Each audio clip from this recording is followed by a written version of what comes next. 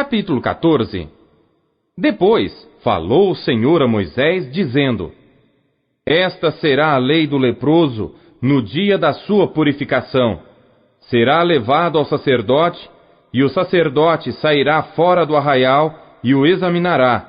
E eis que, se a praga da lepra do leproso for sarada, então o sacerdote ordenará que por aquele que se houver de purificar, se tomem 2 aves vivas e limpas, e pau de cedro, e carmesim, e hisopo.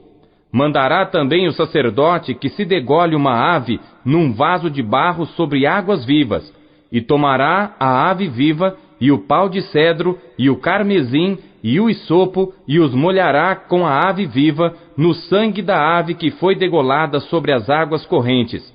E sobre aquele que há de purificar-se da lepra, espargirá 7 vezes. Então o declarará por limpo, e soltará a ave viva sobre a face do campo. E aquele que tem de purificar-se, lavará suas vestes, e rapará todo o seu pelo, e se lavará com água. Assim será limpo.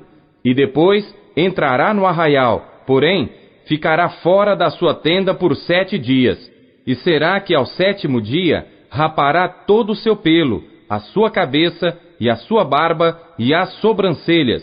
Sim, rapará todo o pelo, e lavará as suas vestes, e lavará a sua carne com água, e será limpo. E ao 8º dia tomará 2 cordeiros sem defeito, e 1 cordeira sem defeito de 1 ano, e 3 dízimas de flor de farinha, para oferta de alimentos, amassada com azeite, e 1 log de azeite. E o sacerdote que faz a purificação apresentará o homem que houver de purificar-se com aquelas coisas perante o Senhor à porta da tenda da congregação. E o sacerdote tomará 1 dos cordeiros e o oferecerá por expiação da culpa, e o log de azeite. E os oferecerá por oferta movida perante o Senhor. Então degolará o cordeiro no lugar em que se degola a oferta da expiação do pecado e o holocausto, no lugar santo, porque quer a oferta da expiação da culpa, como a da expiação do pecado, é para o sacerdote, coisa santíssima é. E o sacerdote tomará do sangue da expiação da culpa, e o porá sobre a ponta da orelha direita daquele que tem de purificar-se, e sobre o dedo polegar da sua mão direita, e no dedo polegar do seu pé direito. Também o sacerdote tomará do log de azeite, e o derramará na palma da sua própria mão esquerda. Então o sacerdote molhará o seu dedo direito no azeite que está na sua mão esquerda, e daquele azeite com o seu dedo espargirá 7 vezes perante o Senhor. E o restante do azeite que está na sua mão, o sacerdote porá sobre a ponta da orelha direita daquele que tem de purificar-se, e sobre o dedo polegar da sua mão direita, e sobre o dedo polegar do seu pé direito, em cima do sangue da expiação da culpa. E o restante do azeite que está na mão do sacerdote, o porá sobre a cabeça daquele que tem de purificar-se. Assim o sacerdote fará expiação por ele perante o Senhor.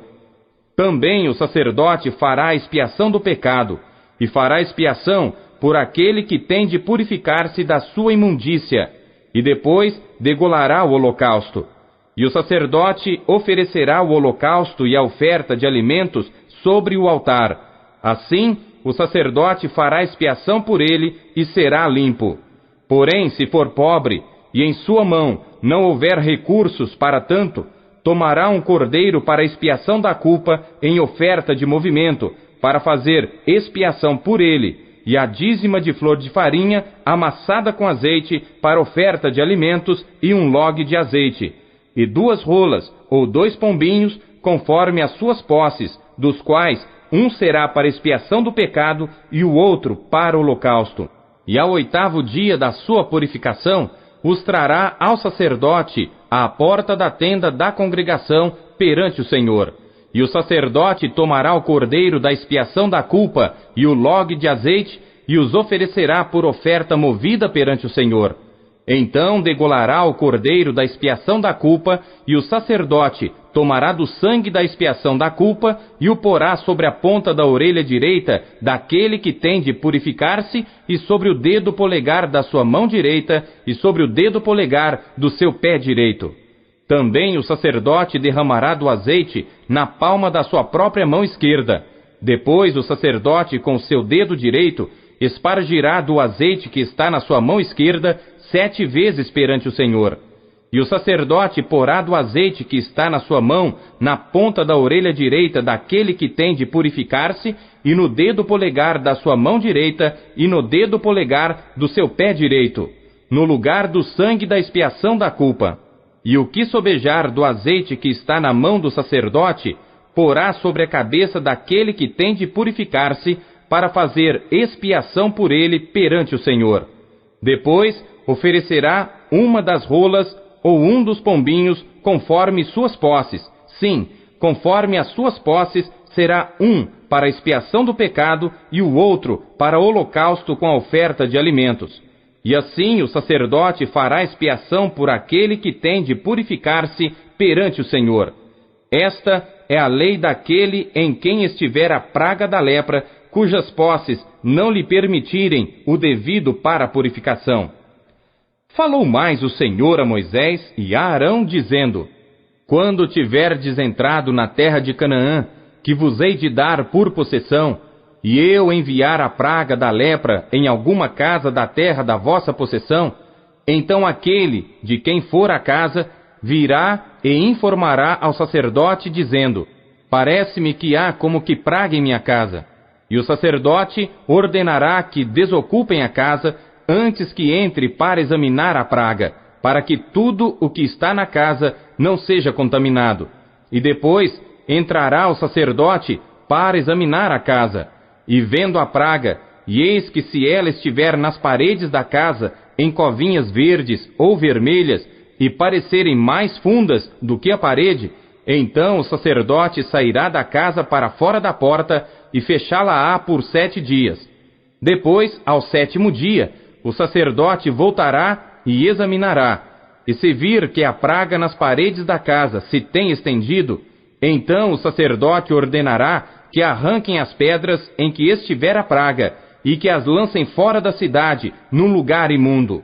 E fará raspar a casa por dentro ao redor, e o pó que houverem raspado lançarão fora da cidade, num lugar imundo.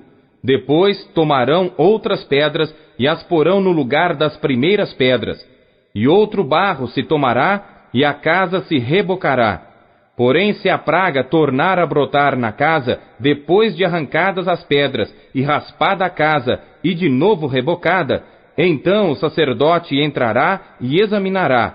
Se a praga na casa se tem estendido, lepra roedora há na casa, imunda está. Portanto, se derribará a casa, as suas pedras e a sua madeira, como também todo o barro da casa, e se levará para fora da cidade a um lugar imundo. E o que entrar naquela casa, em qualquer dia em que estiver fechada, será imundo até a tarde. Também o que se deitar a dormir em tal casa, lavará as suas roupas, e o que comer em tal casa, lavará as suas roupas. Porém, tornando o sacerdote a entrar na casa e examinando-a, se a praga não se tem estendido, depois que a casa foi rebocada, o sacerdote a declarará por limpa, porque a praga está curada. Depois tomará para espiar a casa 2 aves, e pau de cedro, e carmesim, e isopo, e degolará uma ave num vaso de barro sobre águas correntes. Então tomará pau de cedro, e o isopo, e o carmesim, e a ave viva, e os molhará no sangue da ave degolada e nas águas correntes, e espargirá a casa 7 vezes. Assim espiará aquela casa com o sangue da ave, e com as águas correntes, e com a ave viva, e com o pau de cedro, e com o isopo, e com o carmesim. Então soltará a ave viva para fora da cidade, sobre a face do campo. Assim fará expiação pela casa, e será limpa. Esta é a lei de toda a praga da lepra e da tinha, e da lepra das roupas, e das casas, e da inchação, e das pústulas e das manchas lustrosas, para ensinar quando alguma coisa será imunda e quando será limpa. Esta é a lei da lepra.